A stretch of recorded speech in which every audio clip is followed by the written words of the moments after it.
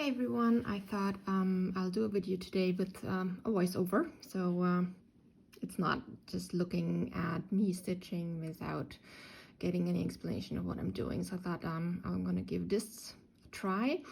I hope I'm not blabbing along too much and actually give you some informative pointers while stitching. So what I'm going to do today and what I thought I'll share with you is the stitching of one of these sort of wings that I'm working on at the moment for the blue jay. And so I'm just gonna stitch and talk you through what I'm doing. So the first thing I do is, if I can show you here, is this line here. All the lines that you see here and here, they are sort of making each individual wing stand out, and there is a bit of blue still in between those wings on these lines here, but it's not a blue, it's actually a sort of a sea green. I can't think of a better color to explain it. So this is the first thing I'm putting down. You can see the color here, probably not that well, but you will when I apply the layer, is to stitch this here to separate these two, and then I'm gonna fill this area, and yeah, I'll show you how I do. I'm stitching in a very slow manner so you can see and get a feel for it. Hope the machine isn't too loud. Alright, so I'm gonna stay on the line, and this sort of sea green only goes to where the wing actually separates. Always stitch into what I have already to have this blending effect. What you hear now is my automatic thread cutter, which isn't working too well, so I always need to go twice or even three times sometimes, so it cuts the thread.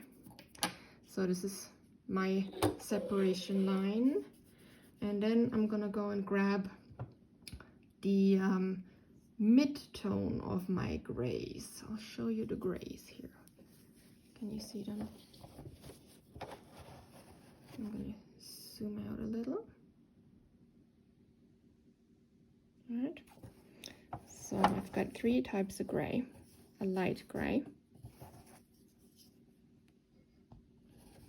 Don't want to mess up with my focus. A light gray, a slightly darker gray, and a pretty much dark gray. No black yet. It's the very last color I add. So I'm going to start with my medium color, which is this one. Go back to my zoom. Focus. There you go. Right. So threading the machine.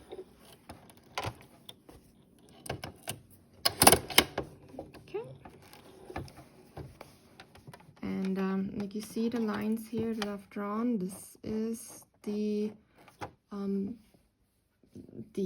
direction I need to keep to have it sort of look realistic. It's very difficult in that small area to keep it realistic, but I gotta do it. Okay. And I'm actually gonna go a lot faster now. You need a steady hand so you don't stitch out the lines that I've drawn.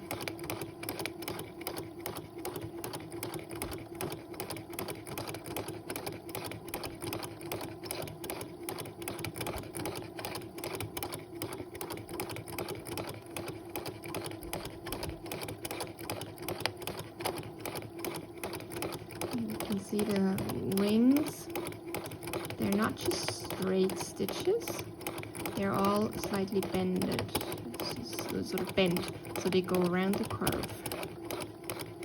And again, something I need to take into consideration while stitching. Okay, I want to stitch over the line, over the sea blue line that I've just done. Okay. Right. That was my fabric getting stuck that you saw there. I had to use a bit of force to unstuck it.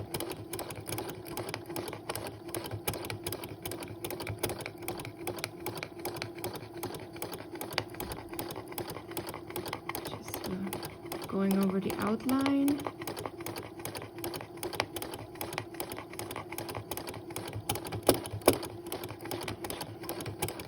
And slowly but surely finishing up the area.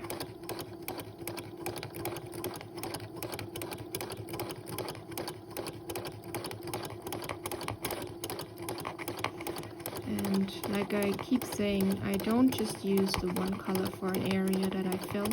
I always use at least 3 tones of a color. So I get a nice blend, I get realism, and I get highlights and shades in, and movement, I guess. Makes it come more alive. Right. Make sure I've got everything covered, because I'm gonna go over with another tone, a lighter tone. I don't need to be filling out the entire area thoroughly, because I will do that now with my lighter gray, which is this one. Okay, one I showed you before. The lightest tone now.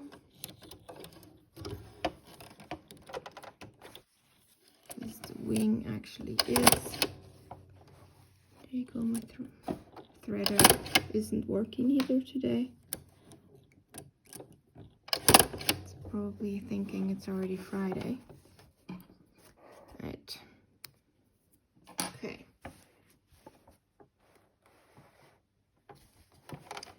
And I'm gonna go over the same area again.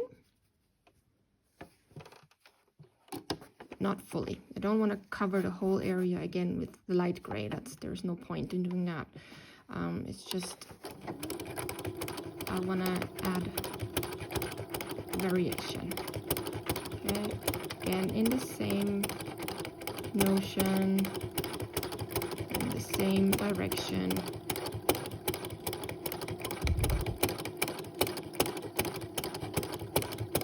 Keep looking at my reference photo as well to see where the lightest points are, and where the light is, I'm adding more of the lighter gray.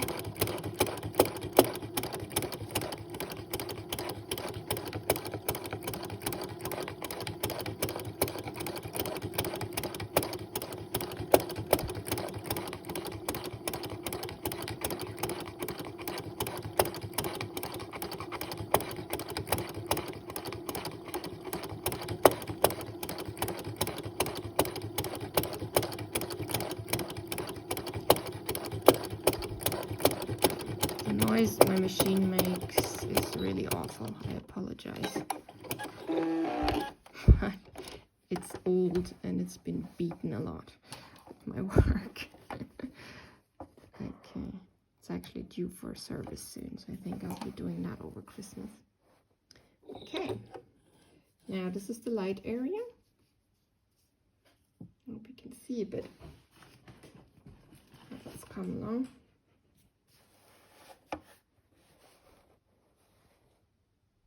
Okay, now I'm gonna go over with the darkest gray I have,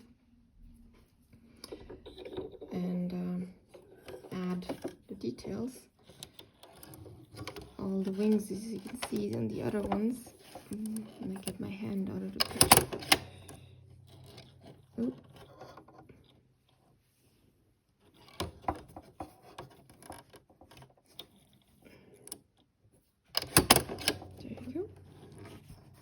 Is that you can see here, all the wings here on the outside have a dark line. That's creating a nice shade. That's what I'll be doing now. So.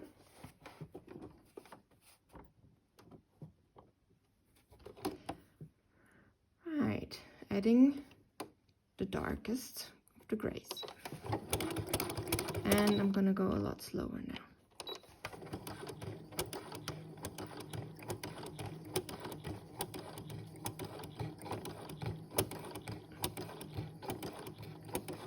Carefully stitching along the outlines.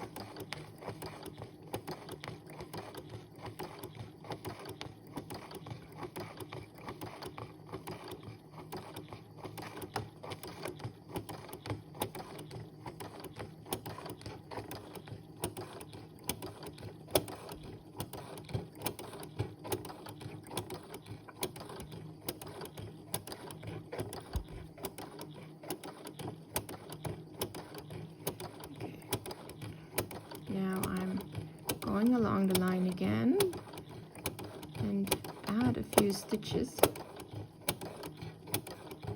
into my other grays that I've added.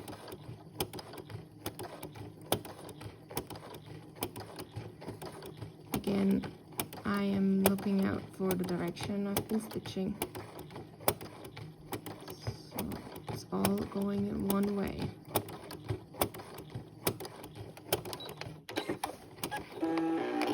Okay.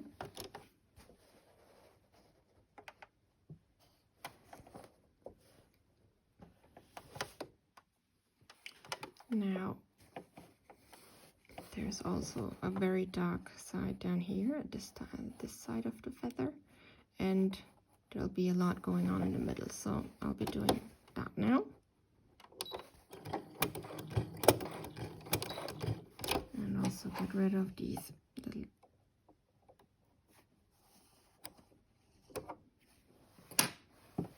what happened here?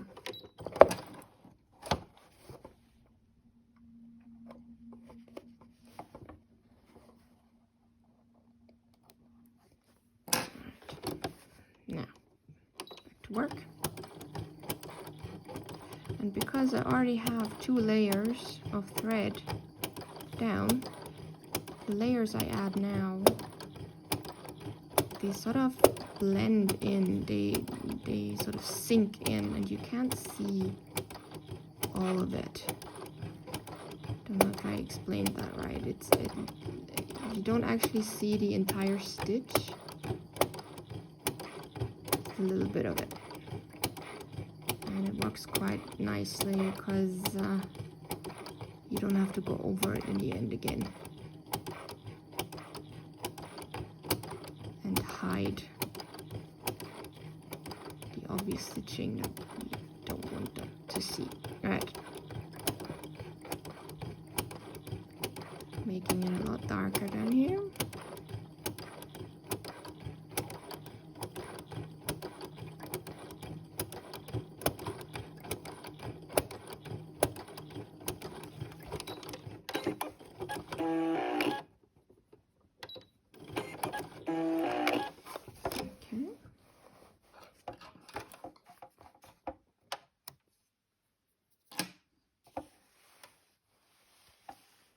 Look.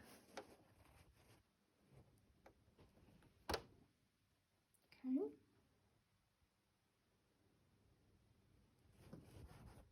So you can see how you don't actually see the entire black lines that I've been stitching. Some is hiding underneath all the thread that I've already added before, and I really like that. So the more layers you have, the more of this will be happening, and that's a good thing for blending, if you want to keep that in mind. Right, you can see here on the other wing that I have some highlights here. There's apparently some light shedding on this area of the inside, so I'll be adding that now. I'll be using a very light sort of gray for that, grayish blue. And then the last step is adding the black. It's always my last step, to add the really dark layers, either black or white. Always my last choice, unless I muck them up and I need to go back over it with medium tones. Let's hope this isn't happening today. Right, moving the bird back, putting it back into focus, and adding starting way back in here. There you go.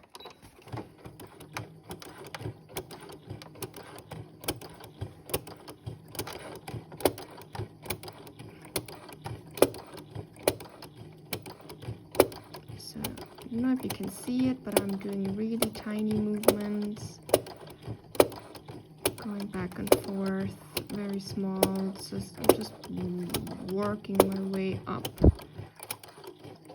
to the end or the tip of the wing.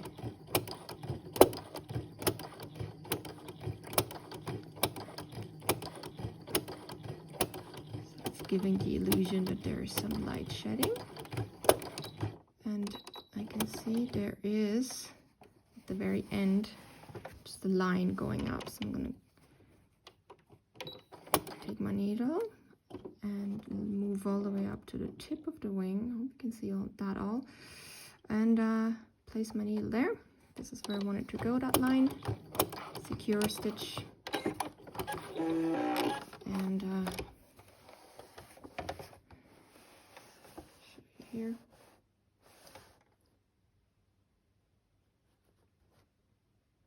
Yeah, I'm happy with that. That looks nice. Okay.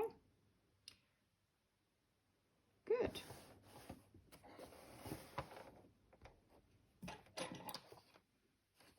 Right, take that off.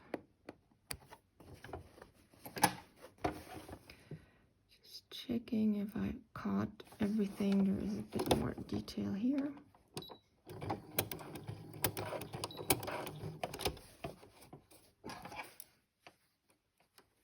Little bits are annoying. Get in my way. They're so tiny I can't catch them. Right.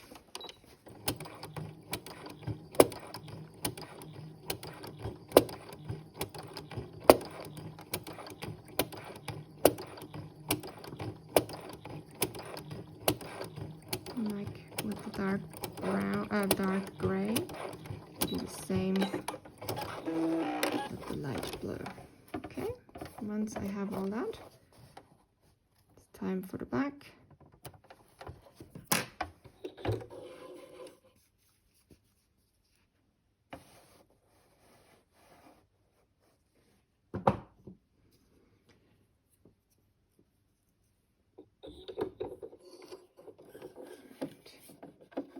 Go.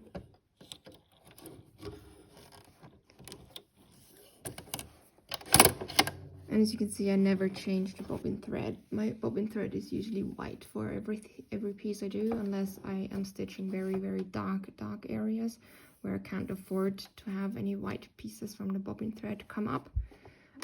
Here I don't have that problem because I do have highlights and everything. It wouldn't show. So, right, here we go. I'm gonna go stitch my black area now. Go slow again, really slow. And it is going to make a difference. And though we say, oh, but you already got dark brown, a dark gray, now it does make a difference. Black always makes a difference.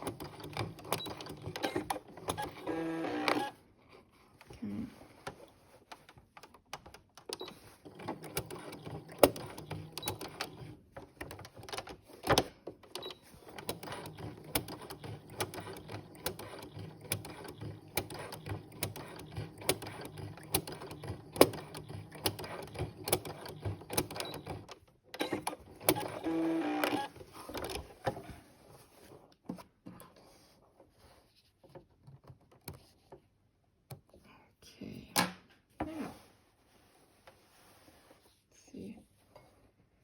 Taking the camera to the lighting. Let's put more light here.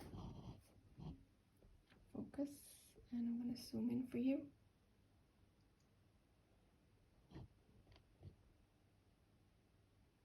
There you go. Now from the close-up, it does look a bit messy, I do admit, especially the area here as well. You'd say, oh, that doesn't look very much like realism.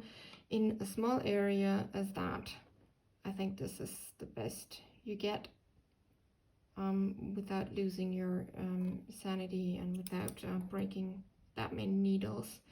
And always remember, these portraits are made for hanging on walls, and the first look you give them is from afar, and that's what you want to achieve. You want to achieve the wow effect when people look at it from afar, and you want to achieve another wow effect when people come close and see that this is actually all stitched and thread, and not just a pretty picture that's on the wall.